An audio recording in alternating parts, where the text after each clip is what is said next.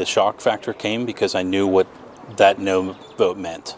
I knew what it was going to end up coming into, and the last few weeks have been real difficult. Ed Cordy's been the top cop in Colerain Township for the past year and a half.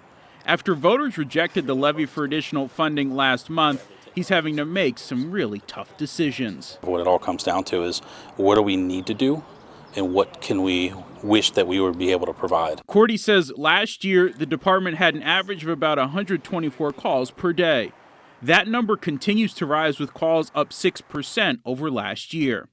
By cutting down on runs like vacation checks and calls for noise complaints, Cordy hopes the load will be lightened. We're all over the place doing things and having to go from the beginning of the year in 2024, an authorized strength of 69 officers to now going down to 58 officers. It's shocking and frankly, it's a hard one to swallow. Cordy says cuts are also coming to the number of officers on the force. The department's been in a hiring freeze since last year.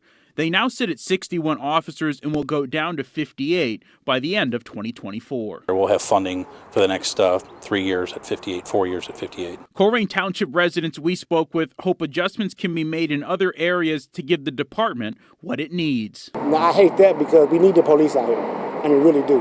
Maybe Colerain need to come up with a better budget plan. I mean, for me, I think that's unfortunate. I got a young family. We always want to keep them safe, so I can't imagine what other people are thinking as well. Cordy says even with the planned cuts, there's still a lot of uncertainty. All I can really say is we're going to try our best. I know quite a few people didn't believe that this was actually going to happen. It's happening. We're in the middle of it, and it's rough because I have a good group of officers that want to be here.